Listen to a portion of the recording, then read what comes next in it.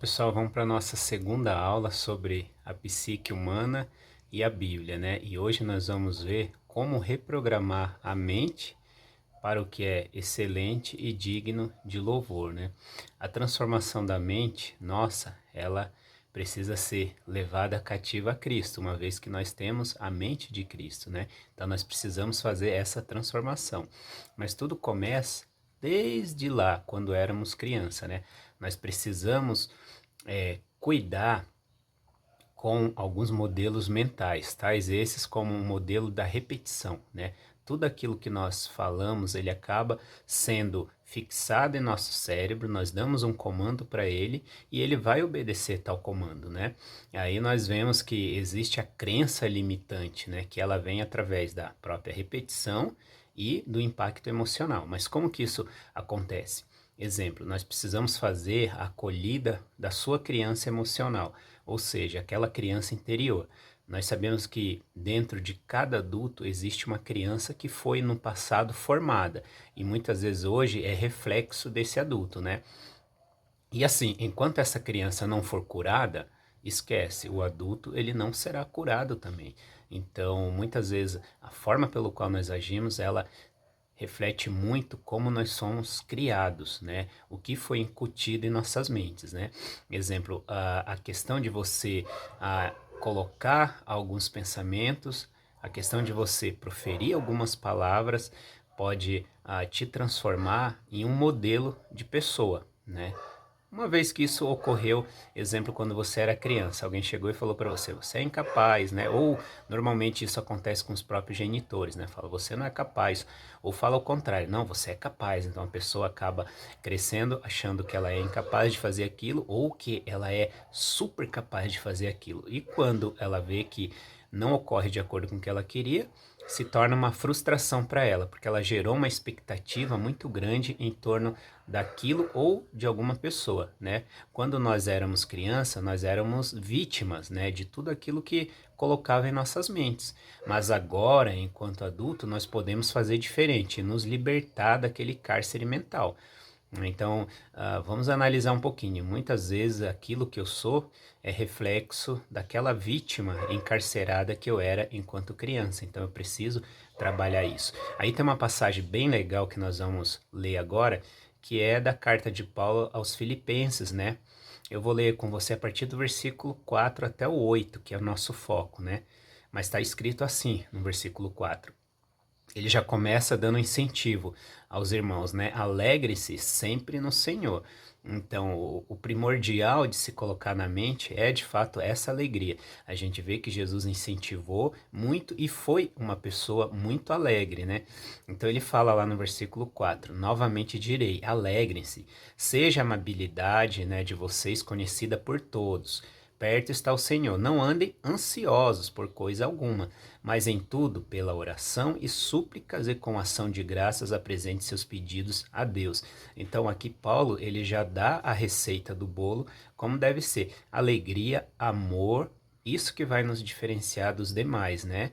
E a nossa grande ferramenta, que é a oração, a súplica e a ação de graças ao Pai, né? Aí nós apresentamos os nossos pedidos a Ele. São todas as coisas boas que estamos incutindo em nossa mente. Aí ele continua no versículo 7, né? E a paz de Deus, que excede todo entendimento, guardará o quê? O coração e a mente de vocês em Cristo Jesus. Olha que interessante esse incentivo, né? A própria paz de Deus que excede todo entendimento, ou seja, ela não tem limites, né? Guardará o coração, que nós já aprendemos na primeira aula, que ele é uma forma de se depositar todas as coisas dentro dele, que consequentemente isso passa para a nossa mente, né? Muitas vezes tudo aquilo que tem no meu coração, ele vai refletir no meu dia a dia dentro da minha mente, né? E no versículo 8 é o nosso ponto-chave. Ele fala assim: finalmente, irmãos, tudo que for verdadeiro, tudo que for nobre, tudo que for correto, tudo que for puro, tudo que for amável, tudo que for de boa fama, se houver algo de excelente ou digno de louvor, pense nessas coisas. Olha que interessante. Aqui está o ponto principal de tudo, né? Para que a gente transforme a própria mente, né? Então, tem uma frase assim do Rafael Santos que diz o seguinte: o ser humano é como uma televisão, pois vemos e sentimos tudo que sintonizamos. Então faz sentido, né? Tudo aquilo que você sintoniza e tudo aquilo que você vê, no final você acaba sentindo todas essas coisas, porque aonde você sintonizou é onde você vai ver, é onde você vai sentir. Consequentemente, aonde as suas emoções irão aflorar, né? Então, Paulo nos traz a um pensamento bom de uma reprogramação mental para tudo que é, por exemplo, verdadeiro. Esqueça mentiras, esqueça fábulas, né? Tudo que for nobre, né? Correto, tudo que for puro. Olha que coisa, né? No nosso dia a dia tem muitas coisas impuras, principalmente para aqueles, né, que são dependentes de TV, muitas vezes, né? Tudo que for amável, olha que exemplo, né? O ser amável, esse aí é um diferencial de todo ser humano e principalmente do cristão, né? Boa fama, né? O que eu estou vendo, o que eu estou acompanhando, o que eu estou vivendo é de boa fama? É imoral? É amoral? O que é? É interessante, em uma outra aula a gente vai ver qual a diferença de moral e amoral, né? Tem tudo a ver com a nossa vida. Ele fala, se houver algo de excelente ou digno de louvor, né, que é o nosso contexto transformando a nossa mente para o que é excelente e o que é digno de louvor, ele fala, pense nessas coisas. Então, aqui nós temos a receita do sucesso, de transformar e de reprogramar a nossa mente. É só pensar nessas coisas, né? Tudo que é verdadeiro, tudo que é nobre, né? Tudo que é correto.